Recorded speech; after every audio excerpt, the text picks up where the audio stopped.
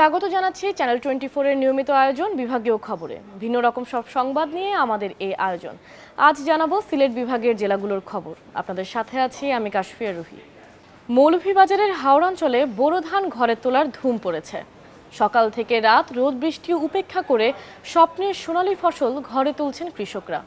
সংসারের যাবতীয় কাজ সামলিয়ে পুরুষদের সাথে সমান তালে ফসল তোলার কাজ করে যাচ্ছেন হাওড়ের সংগ্রামী নারীরা। কোনো কালে একা হয়নি কো জয় পুরুষের তরবারি, প্রেরণা দিয়েছে শক্তি দিয়াছে বিজয় লক্ষ্মী নারী। কাজী নজরুল ইসলামের নারী কবিতার এই পংক্তির প্রতিচ্ছবি যেন মৌলভীবাজারের হাওড় অঞ্চলের এই দৃশ্য। পুরুষের কাঁধে কাঁধ মিলিয়ে চলছে হাওড়ের নারীদের ধান ঘরে তোলার কর্মযজ্ঞ। কেউ মেশিনে ধান মাড়াইয়ে ব্যস্ত, কেউ ধান খড় আলাদা করে শুকানোর কাজে, কেউ আবার পরম যত্নে সিদ্ধ করছেন ধান। তো ধান টান মারা দেওয়ারাম, এরপরে রই দিয়া শুকাইয়া বাড়িতে নেরাম। পুরুষের তো বহু কষ্ট করে, আমরা মহিলা হলো কষ্ট করি। খইরা আজ আমরা গরিব গুড়া যারা আছি, এরা কোনো রকম খাম কাজ করে জীবিকা আমরা চলিয়া যার। সংসারের যাবতীয় কাজ সেরে দুপুরের খাবার নিয়ে হাওড়ের উঁচু স্থানে চলে যান এই অঞ্চলের নারীরা।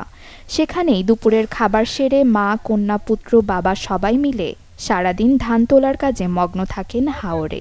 সংসারে শান্তি ও সন্তানদের মুখে হাসি ফোটাতে রোদে পুড়ে বৃষ্টিতে ভিজে জীবনযুদ্ধ জয় করার প্রাণান্ত চেষ্টা করেন হাওড়ের এসব সংগ্রামী নারীরা। আমারও বাত লিয়া যাই না, স্বামী খোয়া লাগে আমরা পরিশ্রম হইতে আছে। অনেক সময় দেখা যায় ধান সিদ্ধ দিছি, হয়তো রোদের কারণে, বৃষ্টির কারণে ধান পচি যারগি, ধান নষ্ট হয়ে যারগি, আমরা তুলতে পারি না। বড় মৌসুমের 1 মাস কাজে ব্যস্ত থাকলেও বাকি 11 মাস বেকার থাকেন এসব কর্মঠ নারীরা। এই সময়টাতে প্রশিক্ষণের মাধ্যমে অন্যান্য কাজে দক্ষ করে তুলতে পারলে তৈরি হবে বিকল্প আয়ের পথ, এমনটাই মনে করছেন এই নারীরা। 1 মাস আমরা কাজ করি, কৃষি কাজ করি, ধান টান তুলি, আর তো বাকি 11 মাস আমরা বেকাজ হই থাকি, কাজ নাই। যদি মেশিন টিশিন সরকারে আমরা সাহায্য করতে তো আমরা মেশিন টিশিন চালাইলেও তো টাকা 100-200 রুজি হইল না। হাওড়ের নারীদের জন্য আলাদা কোনো উদ্যোগ না থাকলেও তাদের জন্য প্রশিক্ষণের মাধ্যমে কর্মসংস্থানের সুযোগ করে দেওয়ার আশ্বাস মহিলা বিষয়ক অধিদপ্তরের। যদি হাওড়ের নারীরা আসে ট্রেনিং নিতে পারবে, ওরা আপ ডাউনে প্রতিদিন 100 টাকা করে পাবে, ওদের যাতায়াত খরচ হয়ে গেল। ট্রেনিংটা পাওয়ার পর প্রয়োজন হলে নারীদের জন্য যে পুঁজিটা রাখা আছে আমাদের ক্ষুদ্র ঋণ আত্মকর্মসংস্থানের জন্য, সেখানে আমরা পুঁজিও দিলাম, ট্রেনিং দিলাম, পুঁজি দিলাম, তাহলে তো ওদের আর সমস্যা নেই। আবার প্রোডাক্ট বিক্রি করার একটা ব্যবস্থা নিলাম, তাহলে কী হবে, আমার নারীরা উৎসাহিত হবে, 10 জনকে দেখে আরও 10 জন আসবে। হাওড়ের মানুষ বড় ফসলের উপর নির্ভরশীল। এ ফসল থেকে সারা বছরের খাদ্যের যোগান এবং কিছু ধান বিক্রি করে সারা বছরের মৌলিক চাহিদা পূরণ করেন তারা। তবে ফসল হানি হলে খেয়ে না খেয়ে অনাহারে অর্ধাহারে ঋণ করে চলতে হয় তাদের। Desk report, channel 24। সুনামগঞ্জের হাওড় জুড়েও এখন সোনালী ধানের সমারোহ, কিন্তু এসব ধান কেটে ঘরে তুলতে শ্রমিক সংকটে দিশেহারা কৃষকরা। অন্যদিকে শ্রমিকদের অতিরিক্ত মজুরি দিতে গিয়েও হিমশিম খেতে হচ্ছে তাদের। সুনামগঞ্জের হাওড় অঞ্চলে ধানের ব্যাপক ফলনে কৃষকের মুখে হাসির বদলে যেন মাথায় হাত। জেলা জুড়ে চলছে ধান কাটার মৌসুম, কিন্তু শ্রমিক সংকটের কারণে ধান কেটে ঘরে তুলতে না পারায় অনেকটা বিপাকে কৃষকেরা। একদিকে বৃষ্টি আর পাহাড়ি ঢলে হাওড়ে বন্যার শঙ্কায় দিন পার করছেন তারা, আর অন্যদিকে শ্রমিক মিললেও সেক্ষেত্রে গুনতে হচ্ছে বাড়তি মজুরি। ধান যাওয়া কিছু ভালো হয়েছিল, এখন যদি লেবার না পাই তো ধান পাখনা ধান তো পানির মাঝে ডুবো খাইব আর কি। 800-900 টাকা রুচ চায়, মানে নিজেও কাটা লাগে, ওই দিন পরে আইব পানি, এমনিতে শ্রমিক পারাম না ধান কাটবার লাগে, আমরা বেতালে একটা সমস্যাত আছি। ধান দিয়ে কাটাইতাম, মানুষ পাওয়া যায় না। 12,000 টাকা দিয়ে 7 কার জমিন কাটাইছি, তা দুই বেলা ভাত খাবাইছি, উবুল দিয়ে রেনশেন করছি, তা ফুসতাম কিলা আর বাচ্চা কাচ্চা লইয়া চলতাম কিলা খান। এবার ধান হলো কাঁচা, সরকারে বানিয়ে ঢুকিব, মানে কাঁচা ধান না গরু গিতা না খেয়ে খাইব, ধান না হইলে মানে ভাত খাইব কিলা, ধান যদি না ফাঁকে খাটবে গেলে একটা নাই তোমার এই শ্রমিক নাই, মানুষ নাই, কিচ্ছু। মানুষের আগে হয়তো গরুর হাল ট্রাক্টর বাক্টার, ওখানে ইত্যাদিও তেমন সুবিধা নাই। হাওড়ে শ্রমিক সংকট নিরসনে বালু পাথর উত্তোলন বন্ধ করে সকল শ্রমিকদের ধান কাটায় যোগ দেওয়ার নির্দেশনা দিয়েছে প্রশাসন। পাশাপাশি কৃষি সম্প্রসারণ কার্যালয় থেকে ধান কাটার জন্য বিভিন্ন উপজেলায় দেয়া হয়েছে ধান কাটার মেশিন। স্থানীয়ভাবে আমাদের 1,80,000 শ্রমিক কাজ করছে, পাশাপাশি 10,000 শ্রমিক বাহির থেকে এসেছে। এবছর আমাদের জেলা প্রশাসনের পক্ষ থেকে যে বালু উত্তোলন ছিল, বালু মহলগুলো ছিল, বালু মহলের শ্রমিকদেরকে আমরা বালু উত্তোলন বন্ধ রেখে ধান কার্যে নিয়োজিত করার জন্য আমরা পরামর্শ দিয়েছি। ইতিমধ্যেই ধান কর্তনরা সুবিধা করছেন। আর শ্রমিক যেহেতু কিছুটা সংকট রয়েছে, এক্ষেত্রে আমরা কমন হারভেস্টার মালিকগুলোকে বলেছি যে হাওরে ধান কর্তন করে দ্রুত নন হাওরে এসে তাদের কমাইন দিয়ে ধানগুলো কর্তন করার জন্যে। চলতি বছর সুনামগঞ্জের 137টি হাওরে 2,23,410 হেক্টর জমিতে বোরো ধান চাষাবাদ হয়েছে, যেখান থেকে চাল উৎপাদন হবে 9,24,413 মেট্রিক টন, যার বাজার মূল্য প্রায় 4,500 কোটি টাকা। Desk report, channel 24। 2017 সালে দুগ্ধ খামার ব্যবসা শুরু করেন সিলেটের আতিকুর নাসরিন দম্পতি। প্রতিদিন 1000 লিটারেরও বেশি দুধ বিক্রি করেন তারা। সারা বছর সব মিলিয়ে কোটি টাকার বিক্রি তাদের। 2017 সালে ইউটিউব দেখে সিলেটের দক্ষিণ সুরমা উপজেলার সিলাম ইউনিয়নের তেলিপাড়ায় একতা অ্যাগ্রো ফার্ম নিয়ে যাত্রা শুরু করেন আতিকুর রহমান ও নাসরিন খানম দম্পতি।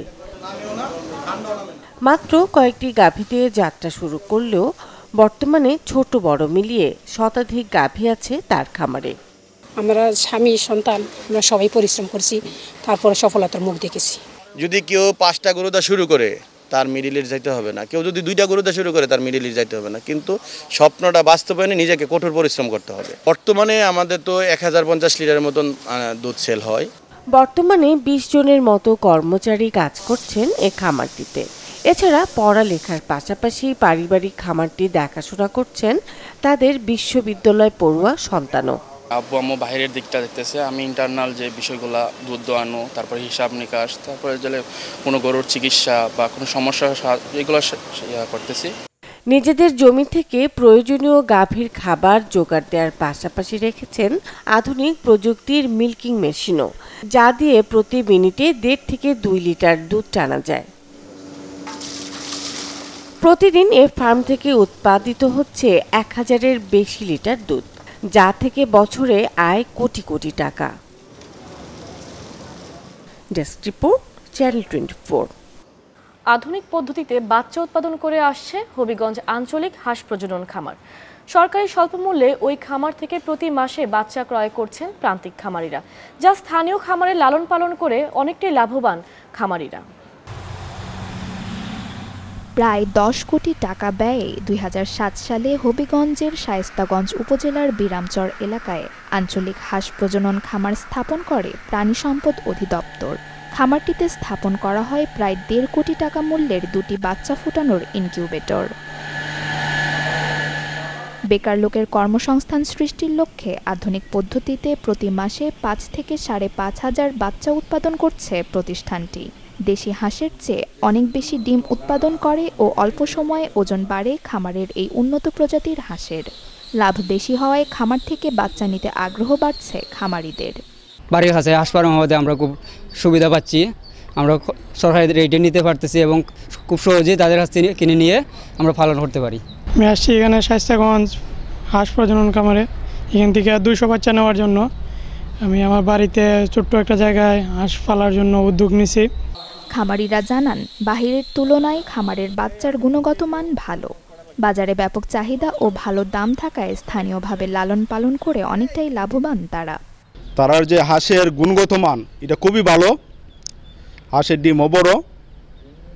আর আজকে আমি আসছি এখান থেকে 250 বাচ্চা নিছি। এগুলোর কোয়ালিটি অনেক ভালো, আমি দেখছি সুন্দর লাগছে, বাচ্চাগুলা অনেক সুস্থ সবল আছে। এখন আমি চাই সবসময় যাতে এটা চালু থাকে। স্বল্প মূল্যে বাচ্চা বিক্রির মাধ্যমে খামারিদের আগ্রহ বাড়ানোর পাশাপাশি আগামীতে আরও বেশি বাচ্চা উৎপাদনের চেষ্টা চলছে।